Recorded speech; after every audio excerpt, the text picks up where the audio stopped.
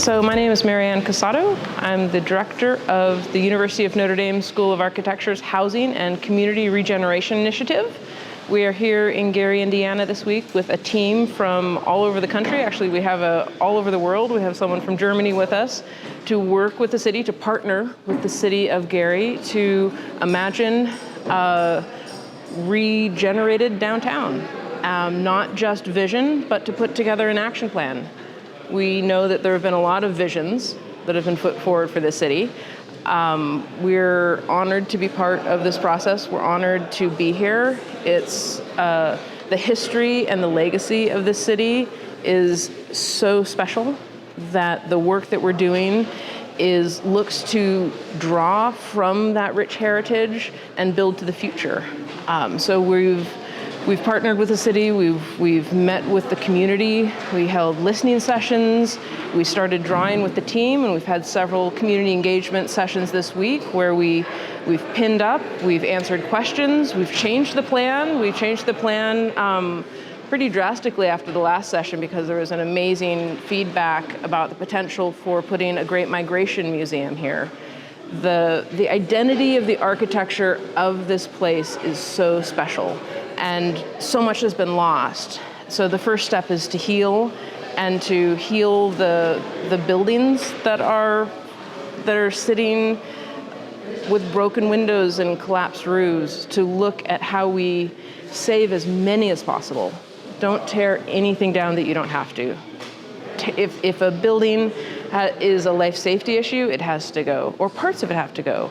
But drawing on that legacy of what is left, to then look forward and say, how do we draw an identity to create a place where people can thrive, where a child growing up in Gary sees this as a city of opportunity and they want to stay in Gary.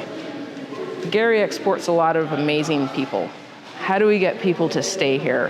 How do we get people to move back here? In the focus area that we're looking at in downtown and the neighborhoods immediately adjacent, 50,000 people used to live in the study area that we are looking at. There are currently 2,500 people here.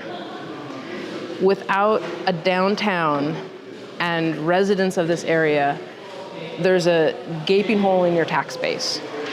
So building a new city downtown can't just be a new city. It must be woven with your history and woven with the identity of place. And so what we've been doing this week, we're experts in cities, but you are experts in your own city. So we've listened and we've drawn with you, we've talked, and we're looking to create this framework for a thriving life where you can walk to restaurants. We've heard again and again, people want to walk to things. They want to live near amenities. They want to be able to have job opportunities. So how do we create that? We look at what was here. We create a fabric buildings, the buildings that form what we would call the walls of an outdoor room. And then we seek opportunities for special moments, because it can't just be about fabric. It must also be about iconic, special buildings that rise up out of the fabric. So we've met with so many members of the community that wanted progress in addition to this sort of tether to history. So the plan that we've created does that. It weaves through these moments that look to the progress of the future, of hope, and while we're tying to what has come before. And so we have an amazing architect on our team, a young architect who actually was one of our students and now is about to go get a doctorate, who is from the area, who is helping us to understand the intersection between African architecture, American architecture, to asking the question of what is African American architecture for this city. And so we've had her work, Miranda Cuso, and we've just been, it's an honor. It's an honor to be part of this. And so we're really grateful to be here, and we're really looking forward to continuing the process to see this happen. So we have the vision side. Now we need to kick into implementation. What is next? You need new zoning. You need to preserve every building you can. You need to create opportunities for developers to come, not just drawing in larger scale developers, because you will need larger scale developers, but activating neighborhood developers, activating small businesses. And so it's this, which is another thing we heard from the listening sessions. Gary used to have that. You used to have the big businesses and chains, and then you had these amazing mom and pop places that were the bread and butter, that held neighborhood centers. And that's what you need again. The progress in Gary must include Gary residents. It will have to include more. You were once a city of nearly 170,000, and now you're close to 70,000. You could absorb 100,000 people in your footprint, and it was low density. It was mostly single-family houses. So looking at how do we create a place that creates that opportunity, and also a business opportunity. So we're looking at pre-approved plans that will remove barriers and make it easier to build, that offer, we're looking at changing the zoning to make it easier to build. Many of your lots are narrow, and it's actually illegal to build on them. The minimum lot width, or minimum width of the building is wider with setbacks than the lot widths. This happens everywhere. It is illegal to build on a lot of property throughout, especially northern Indiana, but really all over the United States. So zoning change is needed to build on these lots. It's part of the reason why they're vacant, in addition to many other reasons historic disinvestment and redlining. So what we're looking to is trying to activate, both at a tactical level, what can we do now? There's art projects that you can do now. There's community engagement in terms of training. Preservation remains key. If a building can't be saved, deconstruct it, save the pieces, create a business from that, while at the same time you're working with the state to remove the truck traffic. No one wants to sit in a cafe if there's an 18-wheeler going by. How can we make these streets safe? How can we make them a place where people will be drawn to? Gary will be a destination. This will be a pilgrimage site to come to see the amazing architecture that was here and that will be here. This recovery, this renaissance is possible now in a way that it hasn't been before. There are no shortage of plans for Gary, Indiana. There are absolutely no shortage of plans, but the timing was never right. The timing is right now with the amazing city leadership, with Mayor Melton and his incredible staff that are ready to do this. You need help. You need capacity building. You definitely need help to do this. This is a major project to do. But there is funding available in the state of Indiana right now. And the timing is right because there's an understanding that the downtown is a place where people want to be, and it's the economic engine that drives a city. Investment understands that. We can have conversations about that now in a way that we couldn't have even 5 or 10 years ago. So the understanding of the business community and the understanding of the public is there to create this special moment between vision keepers, both in the city and in the public. The buzz of the room behind us is the public coming to see this. They've come every time we've filled this room with energy every time we've been here. So you have vision keepers, you have the potential of funding, and you have a time where these principles are really required, or not just required, the principles are being asked for across, not just in Gary, but everywhere. So the timing is right to get this right. So it's an honor to be here and to be a small footnote in the legacy of this great city.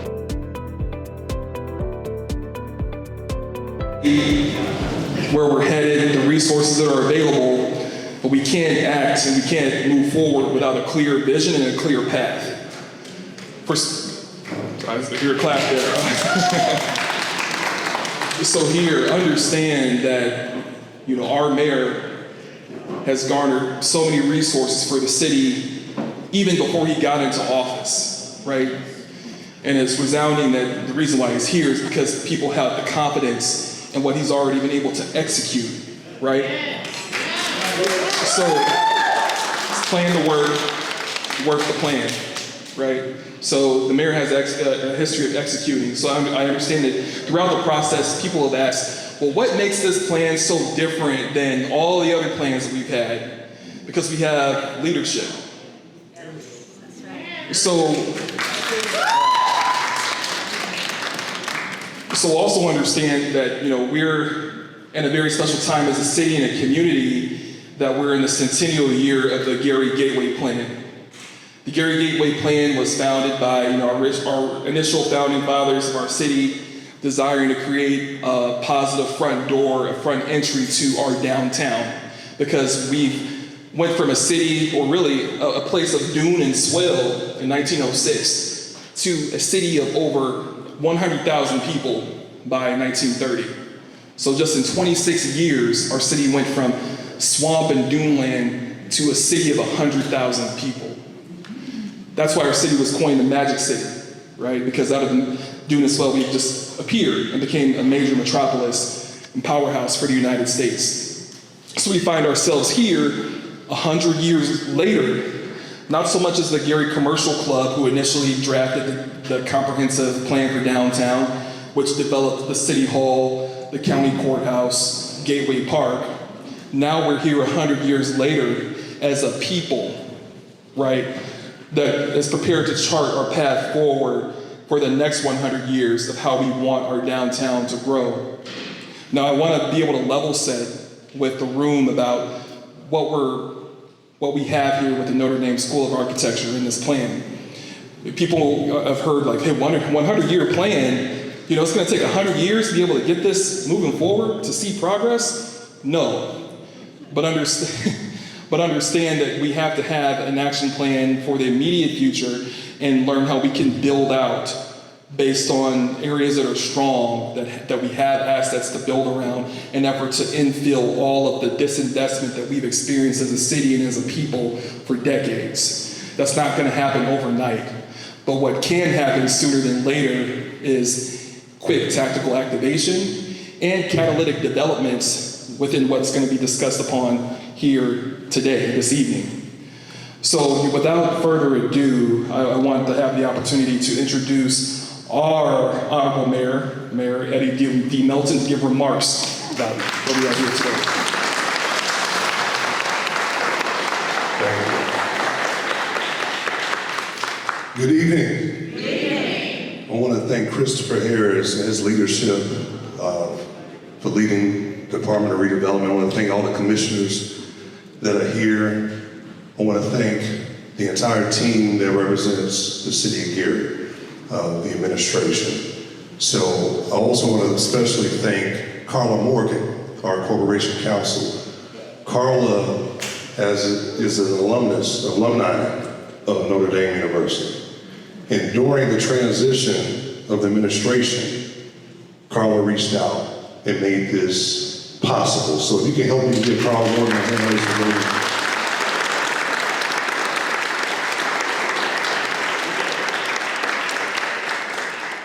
Excuse my casual attire, but it's dressed down Fridays at City Hall. And we was literally locked into the office working. So this is me. This is your mayor. This is what Friday looks like. So, I want to shout out Councilwoman Lori Latham is here as well. So I want to thank you for all the support of all the elected officials that are in the room today. Let me just say this so we can get this evening started. As a child, I grew up on 7th and Tyler, right by Holy Angels Cathedral. And on the way walking over here, I was just reflecting, walking from 7th and Tyler to the Boys and Girls Club on 5th Avenue. And I see a lot of familiar friends and faces in this room that was with me during that era in my lifetime. I don't remember the Gary that my mother, my father, my grandmother, and grandparents talk about. I never seen that Gary. I've read about it. I've heard about it. The pictures that we will see in documentaries, Iowa Prize, all those films that we would watch at school, But if it wasn't for the historic nature that they carry and tell us about who we are and where we come from, I don't think I'll be the man that I am today. So it's truly an honor and a blessing. When I was a kid walking from 7th and Tyler and I would see this building with the dome on top of it, I never realized what a person can possibly do to help lead a city. But it's not about one person.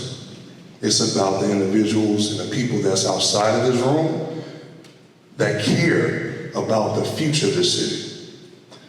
So it was important to me that we were very intentional about how we chart and plan the course forward. People have historically seen and heard start and stops of projects in the city.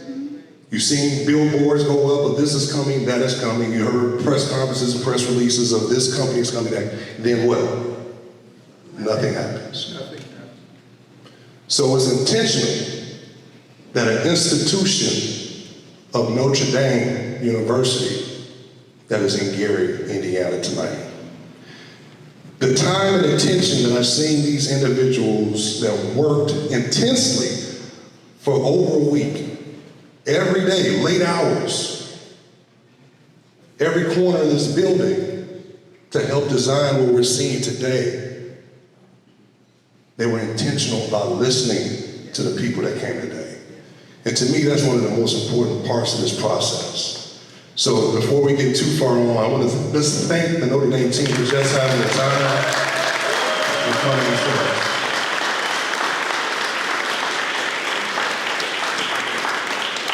Let me just say a couple things I want to touch on because it's important as you're here tonight.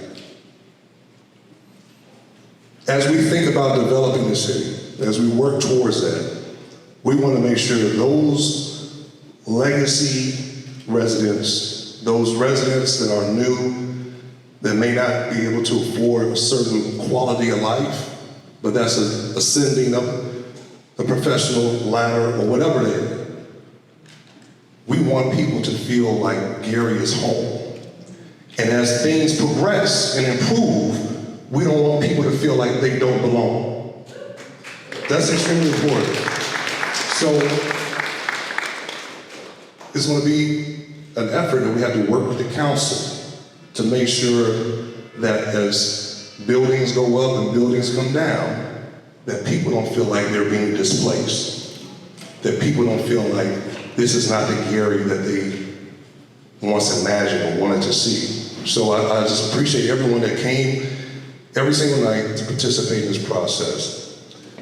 We have a lot of work to do. It's only been 8 months. And God has blessed us. God has blessed us tremendously in this administration, so I gotta give him the glory and the praise for that.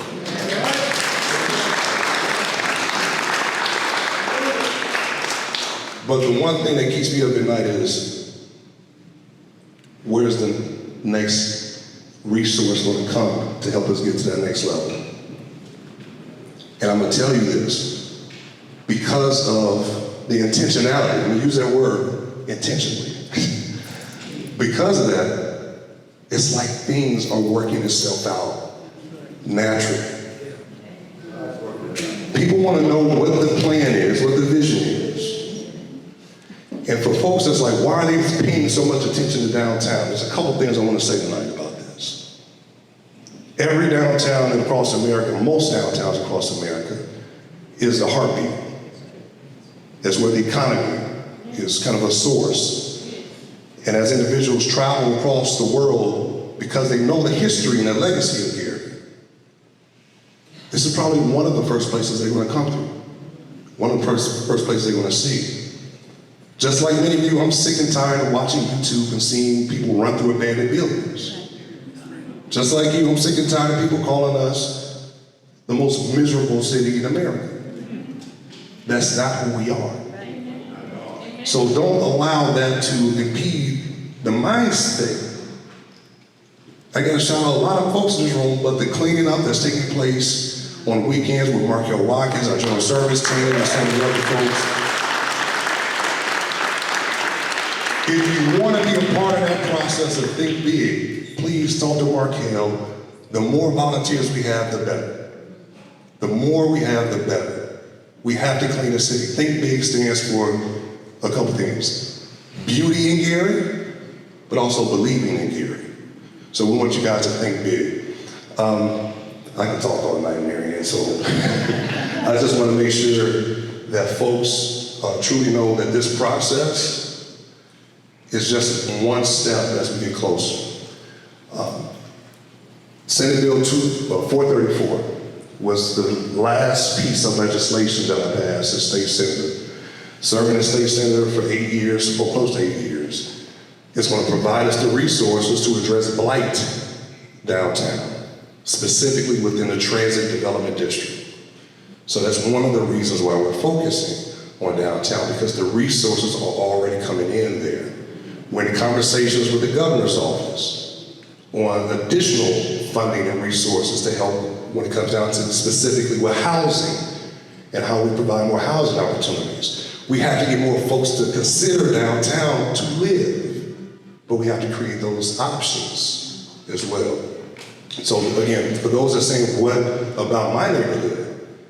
We're working on those strategies and plans to stabilize those neighborhoods, similar to what we did in Etna, where Reeve Riley and 7 other construction companies in February volunteered and donated their services and demolished over 40 abandoned structures because of relationships and communications. They didn't have to do that. But the neighbors in Etna, I believe, were a little bit happier because they didn't have to worry about that abandoned structure next to their home. So there are 14 different neighborhoods throughout this entire city, unique characteristics. All of them have a certain history behind it, and we want to honor that history and the characteristics. And that's what I appreciated so much about this team. The details of weaving in our history and also looking to the future. And I think that was the beautiful part of watching this process. So, Aaron, come on up and let's share it. Let's kick it off. Thank you. Thank you. Thank you very much. Thank you, everyone. So my name is Marianne Casado. I am the director of the Housing and Community Regeneration Initiative at the University of Notre Dame School of Architecture. It is an absolute honor to be here. Thank you, Mayor Melton. Thank you especially to Carla and Chris for putting this all together. We have a team, and I'm going to show a photo in a second, and we have a team of about 20. I'm going to ask everybody in a moment to identify themselves, but I'm going to present work that represents an incredible team who has been working here, but mostly reflecting what we've heard from you. We are honored to be guests in your community. We are honored to be part of a small part of this thread between past and future. We're present though, and we're really I love the word, the intentionality. It's been an honor to be here. It's humbling to be here. We know that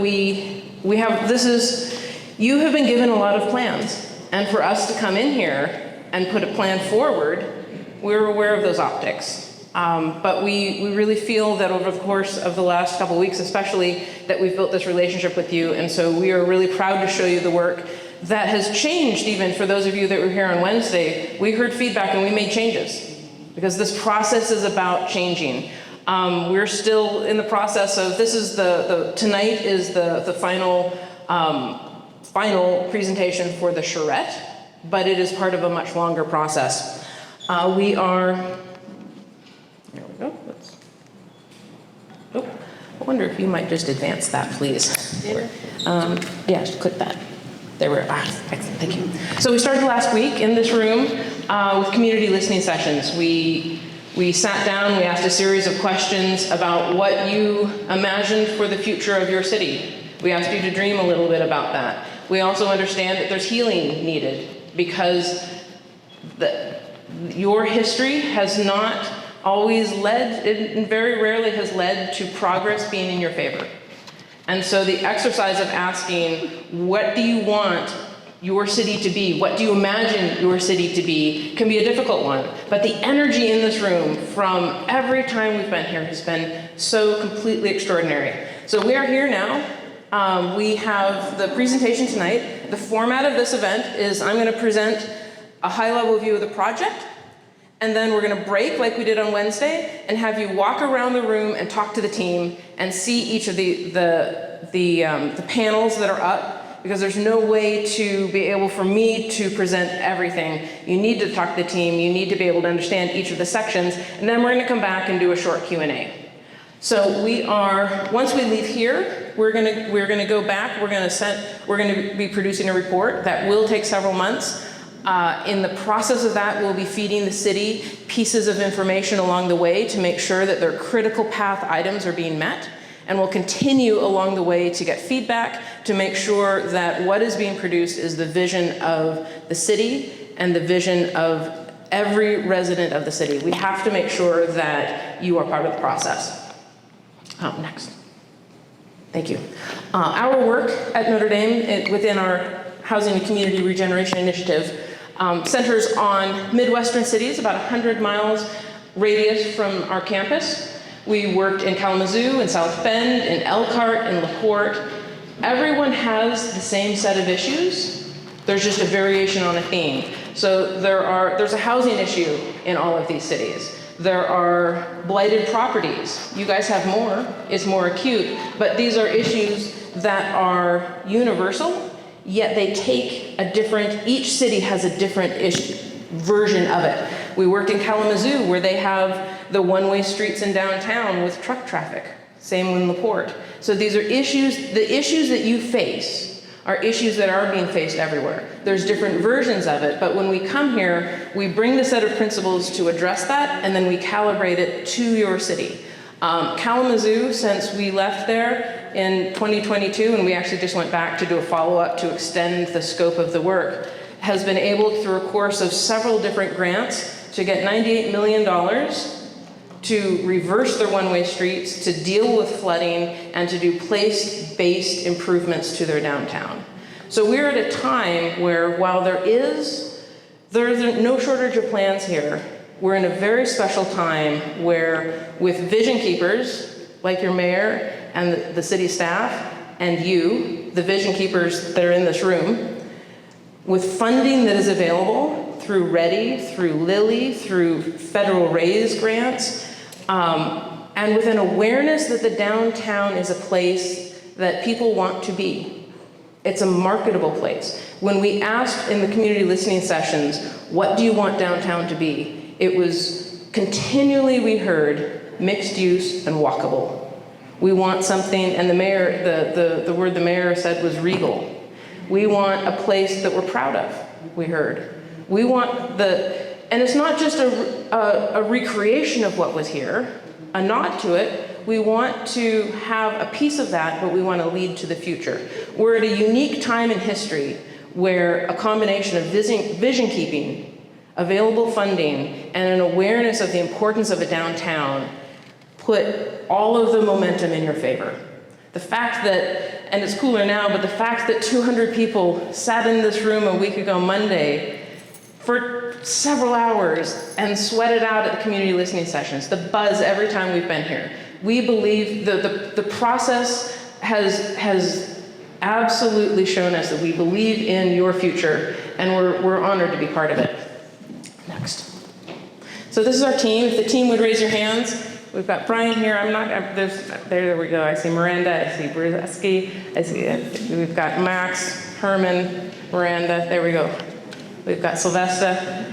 I'm actually not going to be able to see all of you because the room is too crowded. We have a team of 20 that has come. We're a combination of Notre Dame faculty, professionals that we've hired, industry professionals. We do have students on this team, but the students are here in a capacity as interns instead of, this is not student work. I want to make very clear about that. This is professional work within the initiative. We are coming in, student work is wonderful, but to a degree is an experiment. The students that are here are supporting professionals, and so the work that we're putting forward is professional work. We want to make really clear that we're being intentional about that. Next. So we've been hired for a scope that includes this vision and master plan. The vision and master plan paired with strategy, the next steps, and we have team members that are here. that are going to talk about just that. To talk about architectural identity, this is something that has been really critical in our understanding of your city. What is the identity of Gary? Gary is a special place. When you arrive here, and not because the buildings, abandoned buildings, but beyond that, when you are, and not even just because of the history, as the mayor was talking about, the history of the city that he hadn't been in, but even the beautiful buildings that you have today, the building we're in, what an amazing space. We've enjoyed the past week here. You have so many resources and amazing, beautiful buildings. So as we're looking to fill the vacant lots, what will make that special? When you arrive here, how will in the future people arriving, people living here, know that this is a special place? So this is a question we've been struggling with, because it is not an easy question, but one that we've taken a deep dive into. Historic preservation. The buildings that remain, cherish them, love them. Now, some of them are life safety issues, and there's nothing you can do about that. But there are some that you can stabilize and maintain. So we're going to put some strategies together for how those buildings can be the tether from the past to the future. Template plans. There are a lot of barriers to building. When we build, currently, the building culture in a more suburban setting is for wider lots. The narrow lots, you have 30-foot lots in your city. So how can we remove barriers to reigniting a culture of building that fits within the block structure of your existing blocks and allows builders to quickly get permits and activate a new culture of building in your community. So this is something they've done in South Bend. I'll talk about that a little more. And then this activation. We can have a vision and we can give you plans, but that's just drawings and artwork. We'd be artists if we didn't pair it with an action plan and if we didn't pair it with a strategy for activating your residents, activating you guys. There will have to be investors that come in, and large investors. I still can't wrap my head around this number, that 50,000 people used to live in the study area that we're looking at, and currently there are 2,500. Wow. Yeah, wow. And so there will have to be large investment coming in. But if the regenerated Gary is only from the outside, you will lose the heart of the place. And that's why one of the things that they've asked us to work on is how do we help to activate small developers through reducing the barriers, but also through community engagement. And that's something that we're adding on to this scope, so the realization of it can include a new generation of entrepreneurs and support the entrepreneurs that are already out there. Next.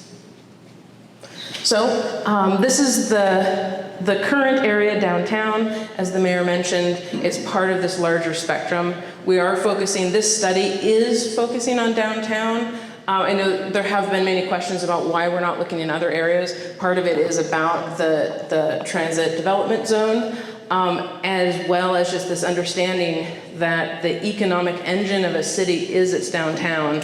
And by getting the tax base here, it's easier to support other areas of the city.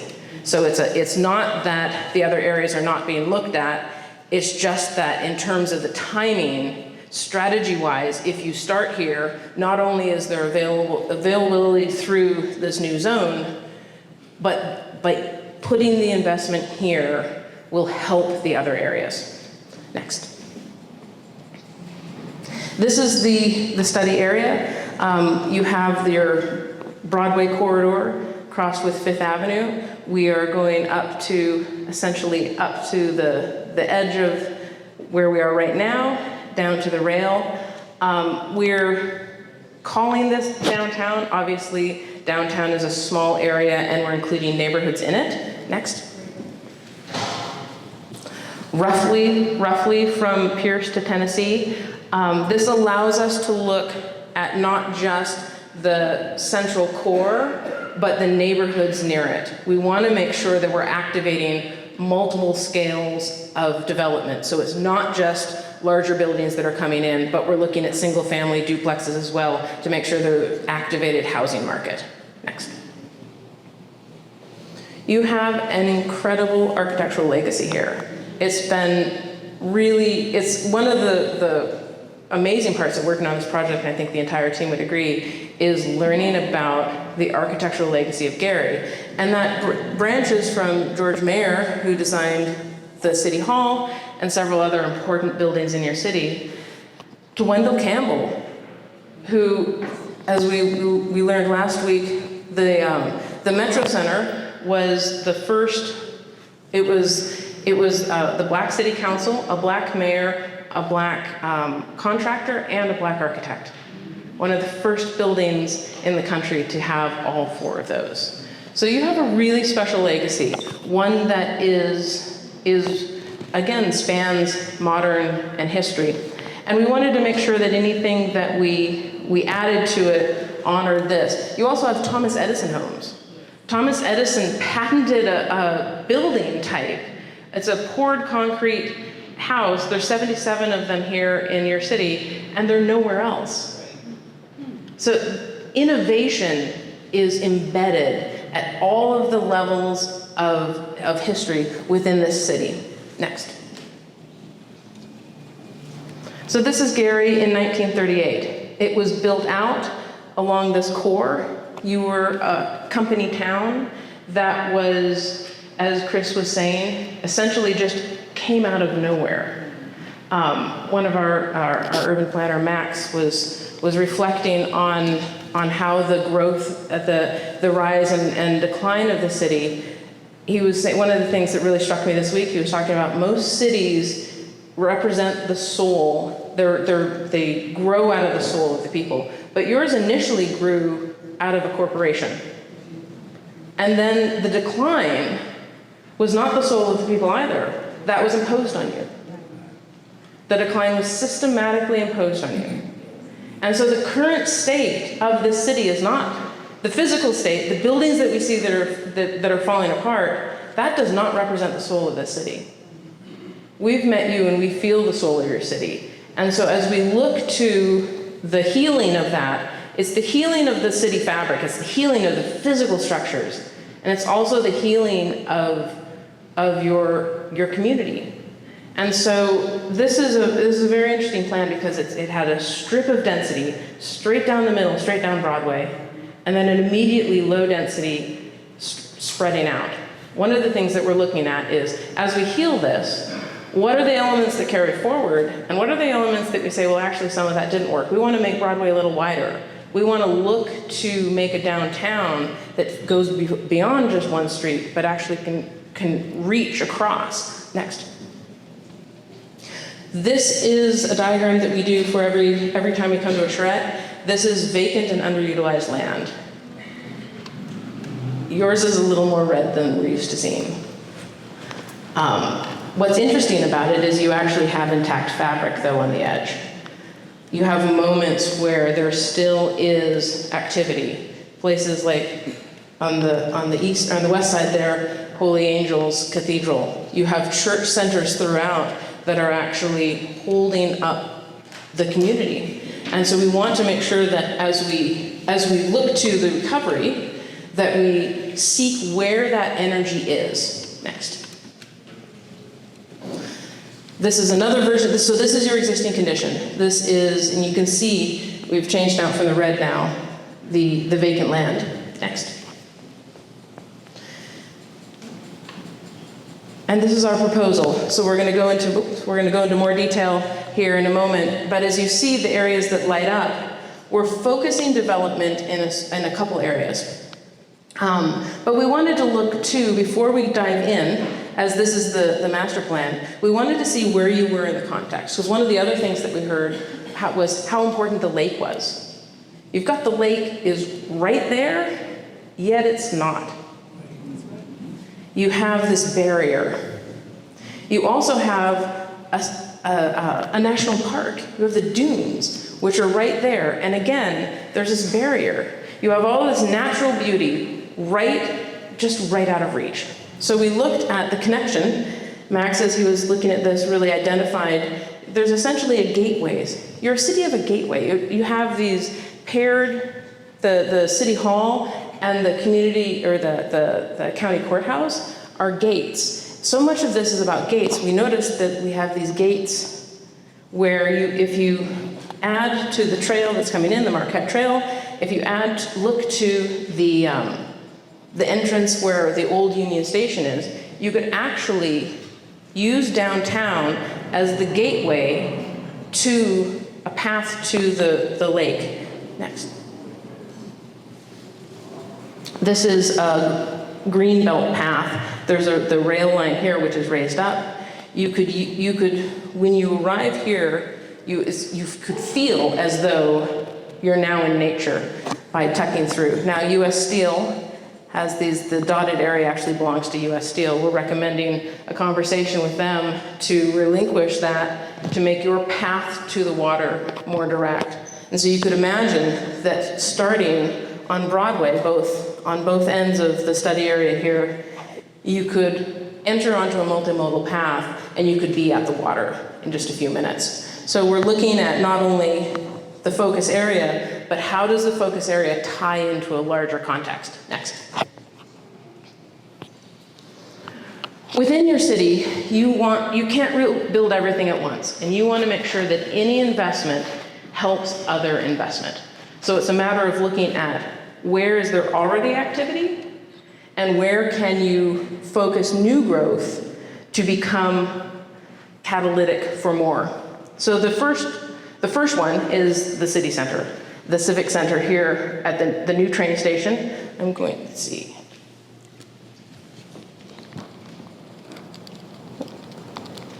There we are. So the train comes in here, and we have Broadway coming here, Fifth Avenue here.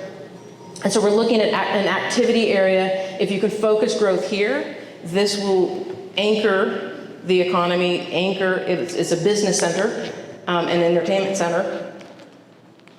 You have the potential of a new arts district with the Palace Theater being renovated, the potential of that renovation. It could add an active node, we call it node, or a neighborhood center, where you can see you have such a rich history of artists and musicians.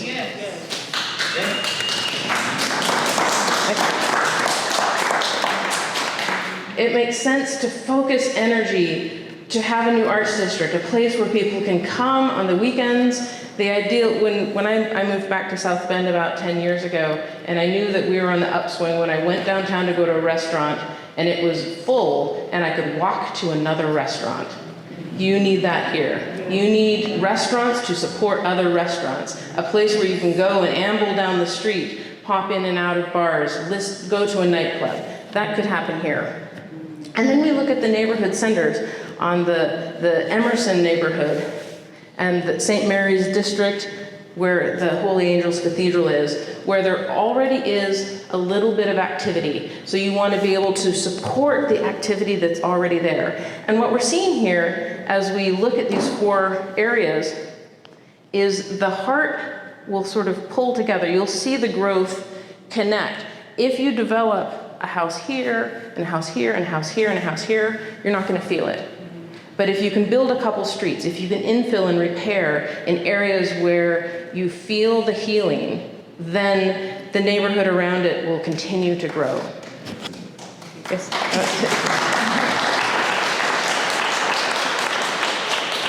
Next. What's interesting is when we identified by reading the city in terms of where the growth is and talking to residents about where those activity nodes might happen. And interestingly, then we did a survey where all of the churches are in your city. And this was the alignment of those two things.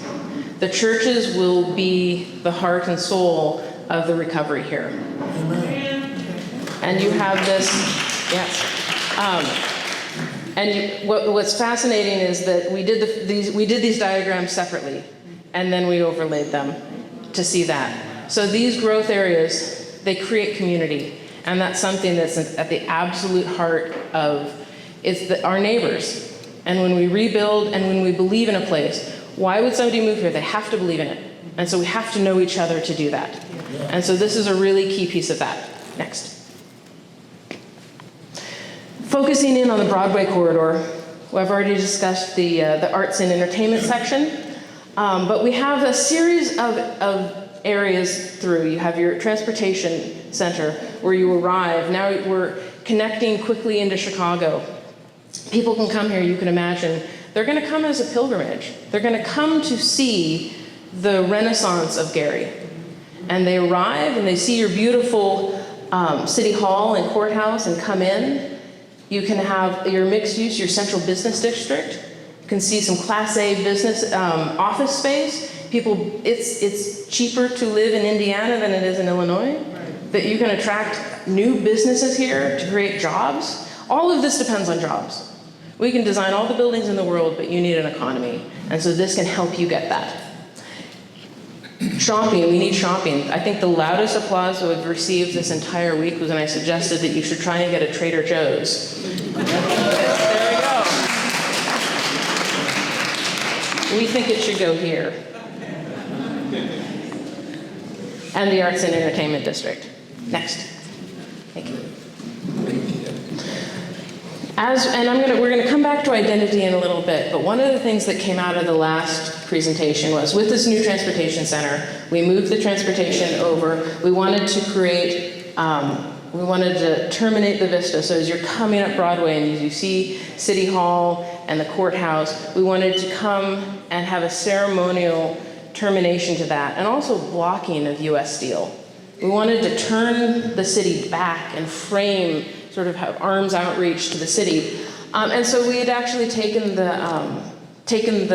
a parking garage where the current Metro Center was. And it was pointed out to us, as I'd mentioned before, that that site was a building that was built with the first city council, black mayor, black contractor, and black architect. And that building represented black excellence. And so we drew that back in. This is why we do community sessions, because we didn't know your city and you told us that we missed something. So we drew that back in. And as we were looking at this, and it keys into the idea of identity, and I'm going to talk about the fabric buildings in a little bit, but what we realized was, as you build back, as we look to the history, we must toggle between history and future, and we wanted to weave through important civic moments throughout. So we have we're proposing actually the woman that told us about that building, the importance of that building, and the sculptures in it. The sculptures in that building are as important as the building itself. There's so much history there that should be a Great Migration Museum.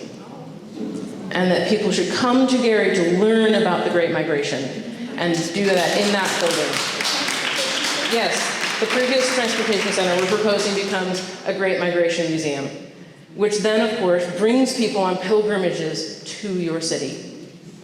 And through that, looking at the other Wendell Campbell buildings and weaving through a series of civic moments, we have a proposal for the current City Methodist to become the City Renaissance Park, and new civic buildings that are woven through to come down to the bottom where there's a new modern gateway to the city. So you're mirroring a gateway on the south to the gateway on the north. And everything about this city is about progress tethered to the history and the heritage of the place. This is what you currently have. This is the city as it exists today, and what it might be.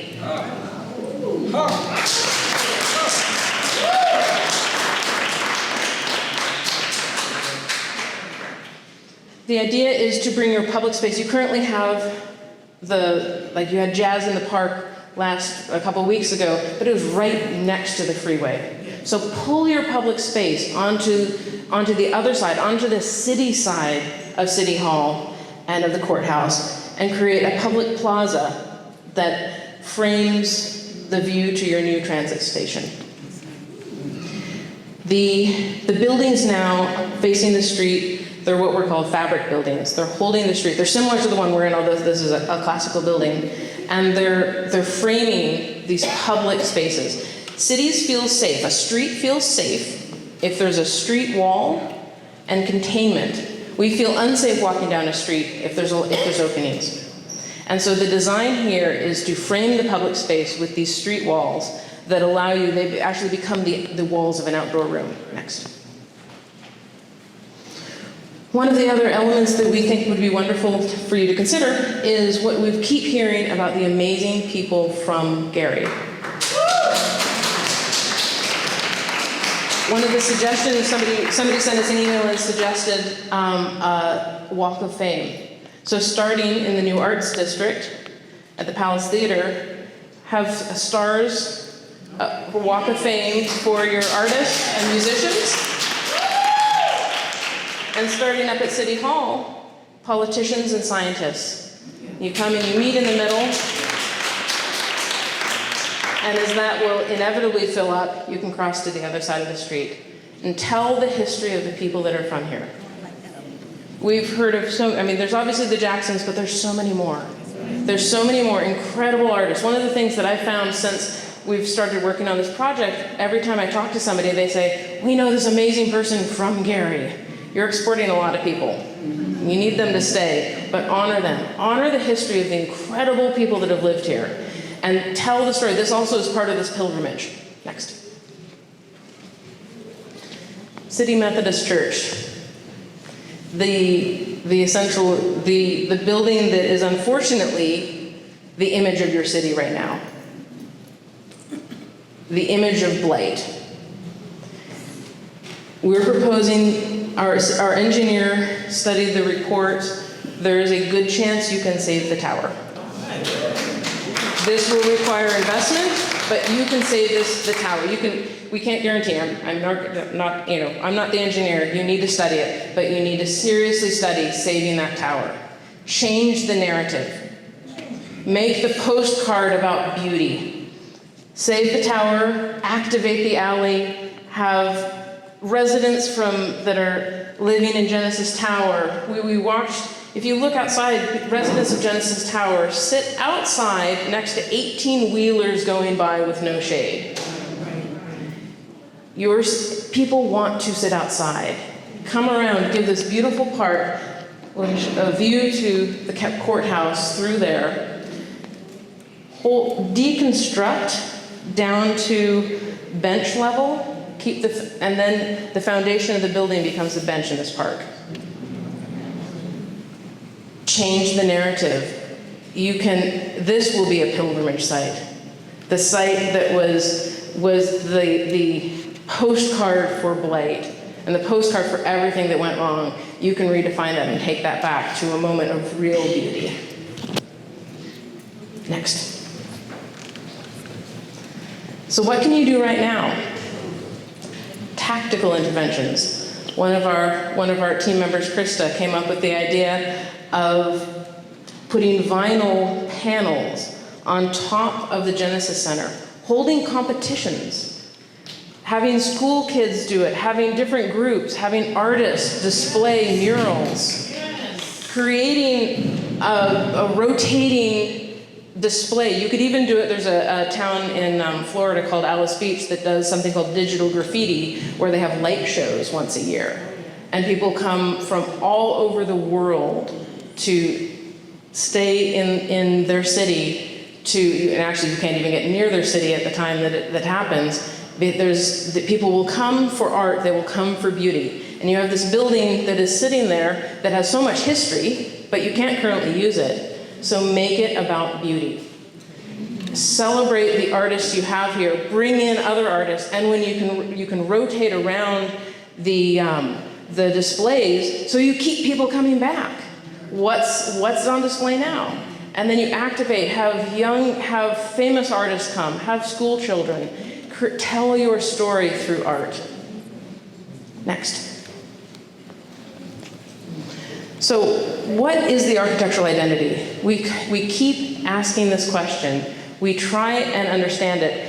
One of the things as architects and designers, We can, as we understand where people will gravitate socially, we know the types of buildings that will activate the economy, and they're traditional buildings that hold the street. They have shop fronts. They look a lot like Gary used to look. And we've been looking at that. And you see the boards over there of the identity of the old city.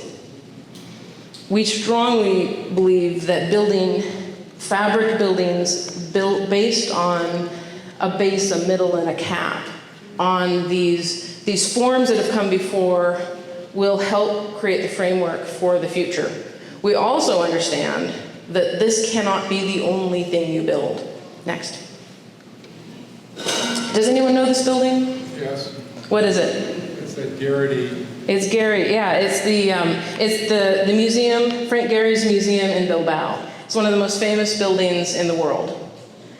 One of the reasons why it's famous is that an image like this, which is a postcard, it's held with city fabric. If you had all modern buildings, the city would feel disconnected. But this is an iconic building. It's famous. I'd never heard of Bilbao before I knew this museum. They put the city on the map, but it was a single building framed by fabric buildings. So as we were looking at these special sites that wove through, and as we were asking the question of what is the identity of the next generation of these buildings, we strongly believe that if you build fabric buildings that look like, have the memory of, an echo of historic Gary, you're going to move in the right direction. But you can't only do that. You have to have progress as well, because your heritage is about progress. Wendell Campbell was about progress. And so this mix of progress and of the fabric can help to define the city. So I'm going to invite Miranda Kuzoa. Miranda, we're very proud of, is a recent graduate from the School of Architecture at the University of Notre Dame. And her thesis was about asking this very question. What is the identity of the architecture of the city? So I'm going to hand it to you to explain. Thank you. Can you go to the next slide, please? Okay, so with this question of what is the DNA of Gary architecturally, what is the identity, what really tells you when you get off the train that you are now in Gary, Indiana, as opposed to any other place? And I think, in addition to all of the history that we've already talked about, one of the really important things and the really unique things is that this is a predominantly Black city. And as we talked about the Black excellence in the current train station, that's through this city all the way, everywhere you look. And so how do we design something that really reflects that and that intentionally pulls from this heritage and this culture? And when beginning this conversation, I like to start with this quote that's on the screen now that says, "One's basic identity is one's self-identity, which is ultimately one's cultural identity. Without a strong cultural identity, one is lost." And I think that really emphasizes, again, the importance to have this strong identity and to figure out what that looks like. And so as we talk about holding certain parts in the plan to figure this out in the future, I've proposed one here, and this one really deals with the concept of water. And it's got multiple levels to it. On the one hand, we've got Lake Michigan right there, and that's so important to the city, to the whole region. And then on the other hand, there's a bigger symbolic sense of what water means to the city, what it means to Black Americans. And Nicole Hannah-Jones, who did the 1619 project a while ago, begins with this quote, "They say our people were born on the water, but our people had a home, a place, before they were sold." And so when we think about that concept of the water, the Middle Passage, sailing over the ocean, being this symbolic break between Africa and America, and we think about Black Americans and African Americans today, kind of still looking for this home, for this place, and I think it exists in this in-between of Africa and America that was broken by the water and by the Middle Passage. And in the same way that water flows from place to place, we have flown from place to place. We talk about Gary being a major destination on the Great Migration, and how that's how a lot of people got here and got to the Midwest in general, and it's all in this movement. We've got physical, geographical movement, as well as sociological movement and cultural evolution, and always looking forward and moving forward. And very few places really show that and embody that as much as Gary. And so as we look forward to what this city is going to look like in the future, this is an idea really showing how special of a place it could be, how big of a destination, a pilgrimage location, and yeah, really just how special it is. Thank you.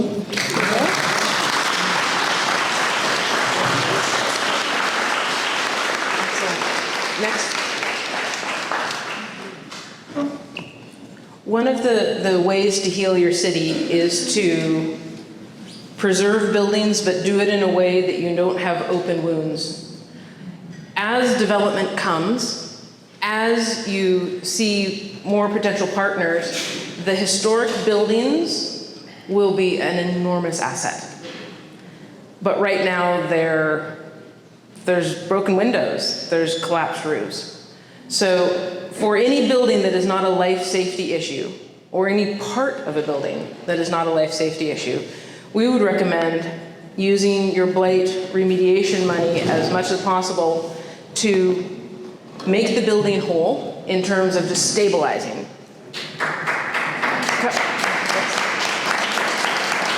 Cover the roof, closing the windows, but it's still an abandoned building.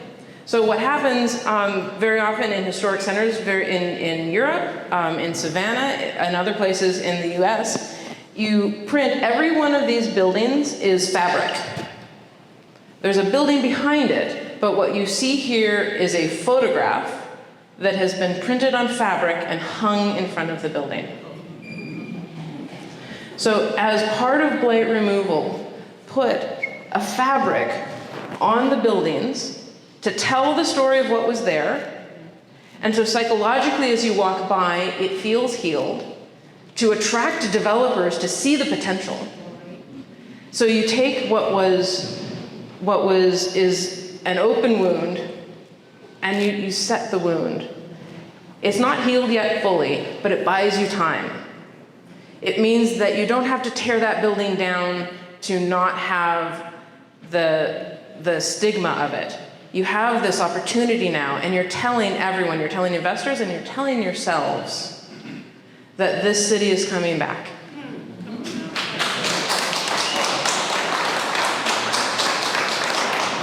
Some buildings have to go, but as many as you can save, create the opportunity. And now you can hold on to it for 5 years, maybe 10 years.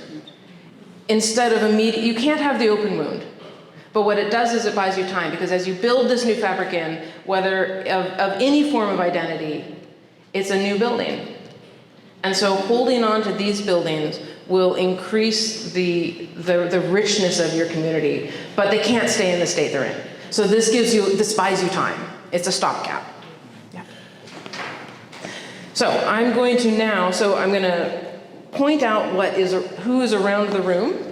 There's a half a dozen slides here, and then we're gonna have you talk to everyone in the room, go to the different stations. After I point them out, and then we'll do that for about 45 minutes, and then come back for about 30 minutes of Q&A.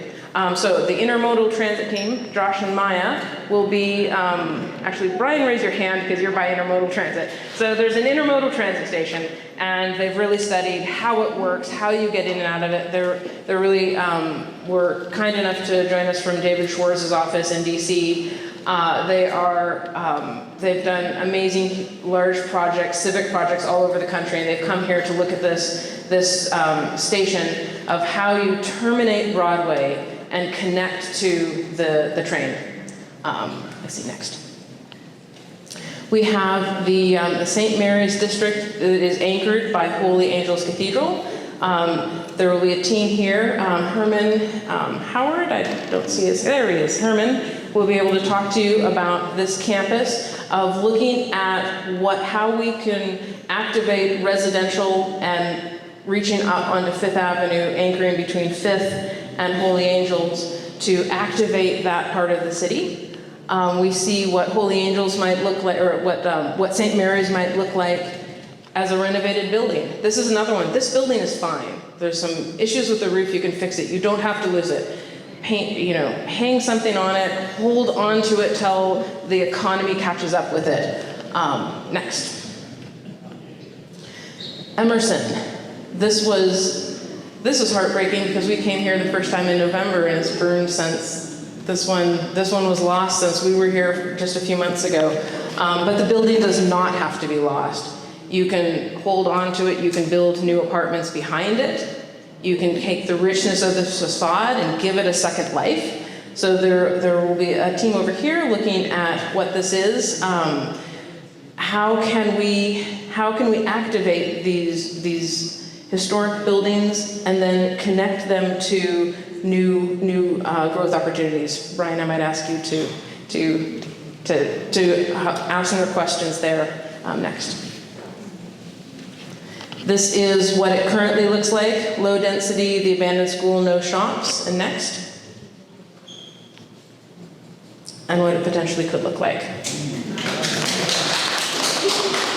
With a community center in the heart of this neighborhood with a mix of uses, just a few neighborhood shops for daily needs and housing around the center. Next.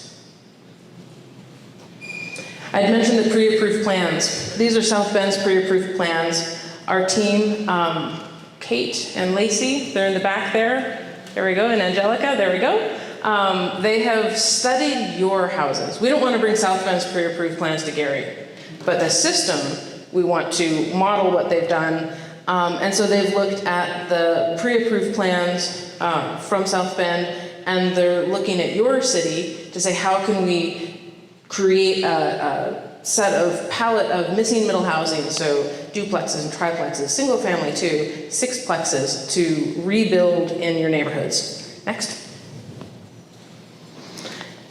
And in the process of doing that, one of the things that's come up multiple times, and I really want to highlight this, there's a concern obviously about displacement, but there has been a mistaken idea that we were going to tear down homes that people are in.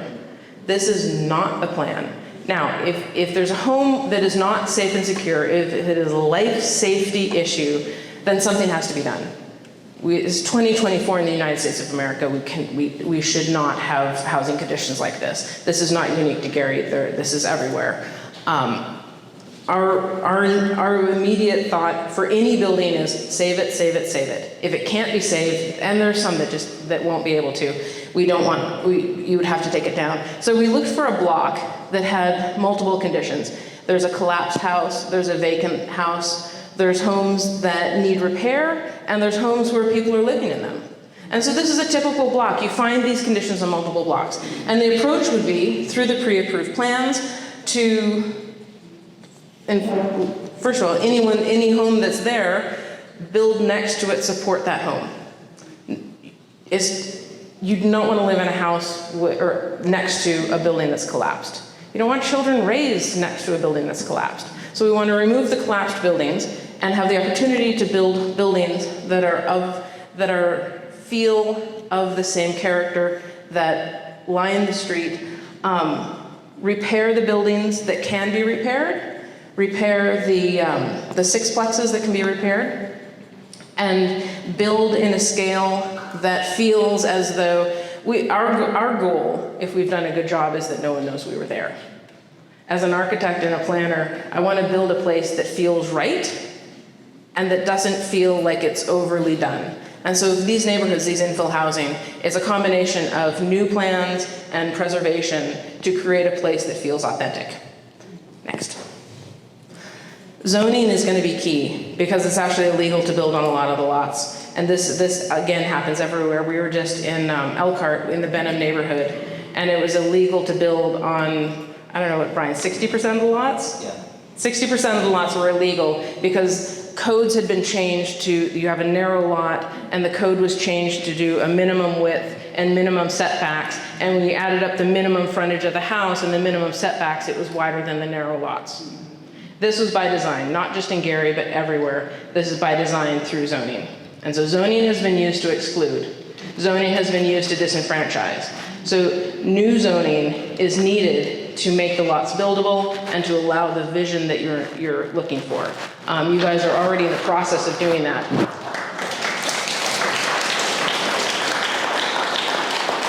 your team is on this, and so we're here to support that. We had a meeting yesterday with a colleague on our team who's ready to help us out with that. So we're giving, the zoning code itself will take 9 months to a year, but we're calling it the 911 list. What are the immediate barriers that we can put in place, that we can remove to make it legal to build the city you want to live? So there's a zoning map is right back there. Yeah, there are, Steve's pointing to it. Next. Preservation. It's at the heart of this city. Preserve what you can. When you can't, you could also deconstruct it. So Steve, if you'd raise your hand, Steve Hartley and Moshkin, yep, and Benson, back there somewhere, he's taking photos maybe. They have been working tirelessly to give you a toolkit. So there's a decision tree. Can the building be saved? If it can, great. If it can't, is it a life safety issue? You can throw money at anything and save a building. But the reality is there are finite resources, and not every building can be saved. But can it be deconstructed? Can you save these bricks? Can you save the stone, which actually has an enormous value? Because a new brick, if you were to go to Home Depot and buy a brick, is not the same as the bricks that are in these buildings. And you can create an entire industry and jobs around deconstructing buildings and selling those, and regionally drawing people in to come here and support you, and when they're here, they're gonna have lunch. Okay. The shopping at the businesses.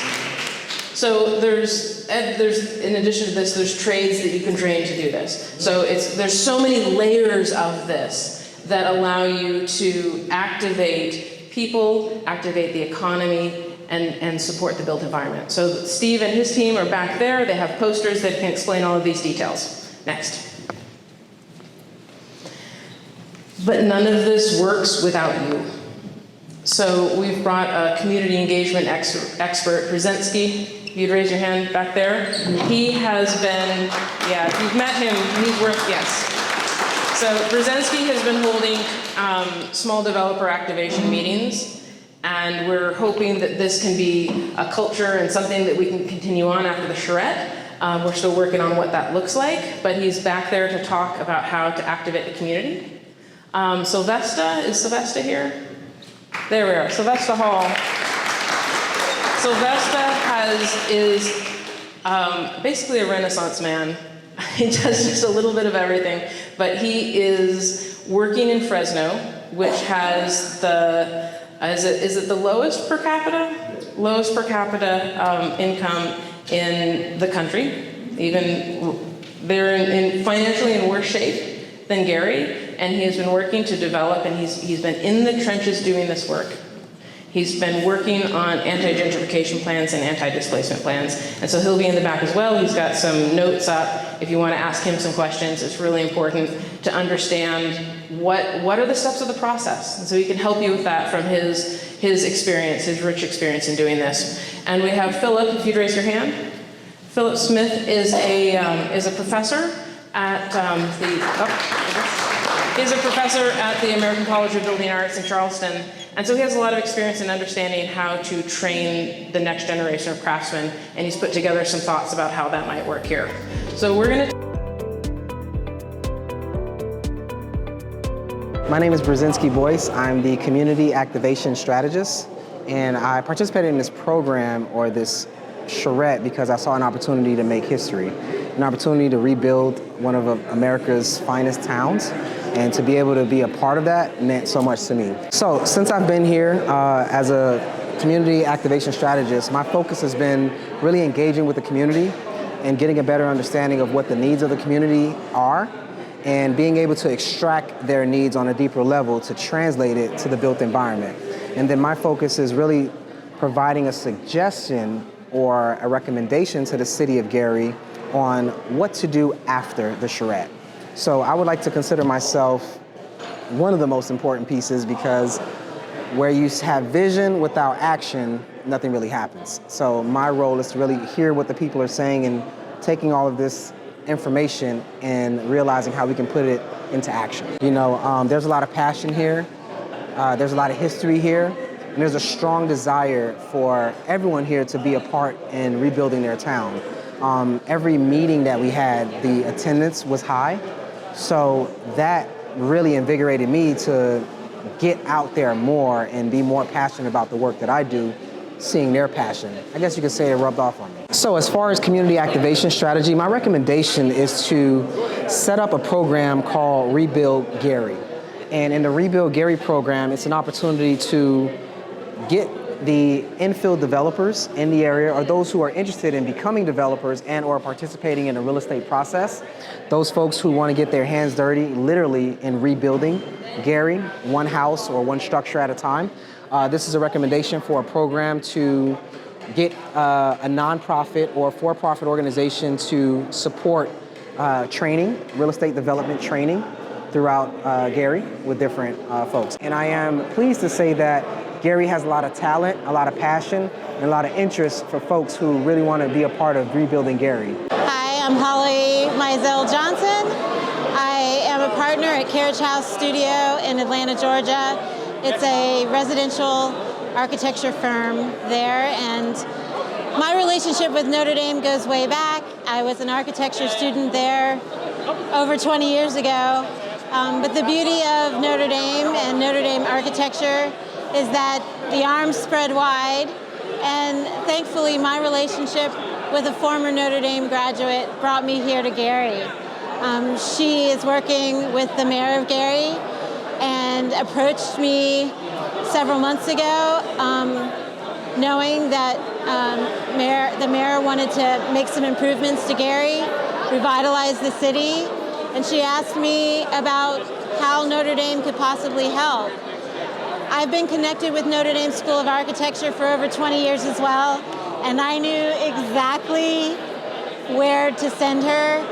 I went directly to the team that knows how to do this best. And thankfully, they asked me to come join their team, and I'm really honored to be a part of this. It's been 5 days of a lot of work, but the benefit is amazing. This drawing to my left basically is the city of Gary. It's downtown Broadway, and it represents so much. And I'm very hopeful and feel really lucky to be a part of it, at this stage especially. I hope they maybe give back their excitement, their passion, hope that this city can be not only what it once was, but something actually better. And every city deserves a chance to be what it was meant to be and more. And Gary is a perfect example of that type of city.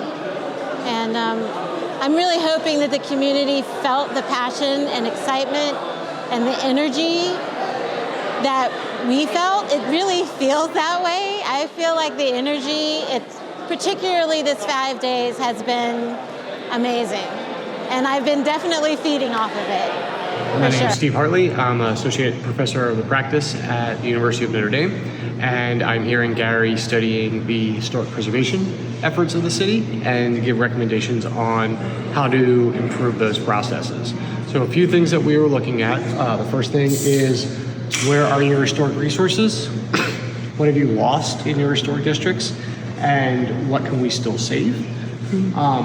Looking at what to do, making a decision tree on what to do with all of the abandoned structures that you have in town, how to stabilize them, how to find investors, and if we can't find investors, or if they're too far gone, how do we get rid of all that material in a sustainable and economically friendly way, which is actually deconstruction.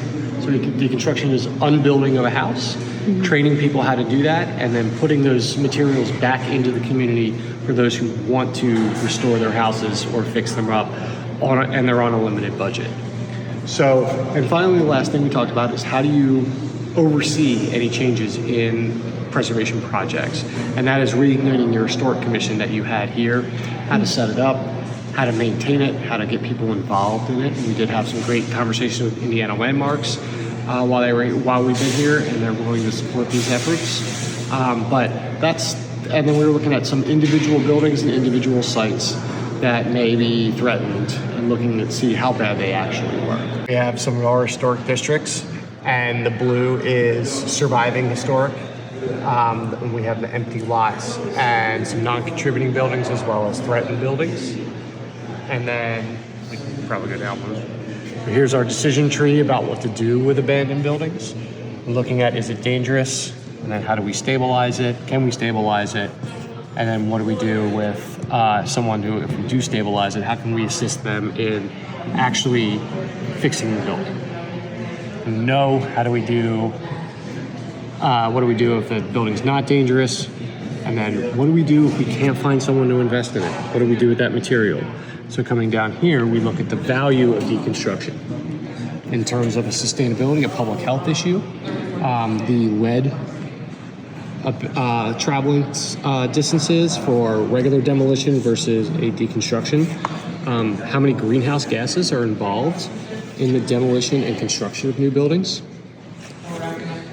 the value and how we get things out of the waste stream and prevent your tipping costs and lower some of those expenses for the city in terms of landfills, what can be saved, what can be recycled, and what can be put back into the economy.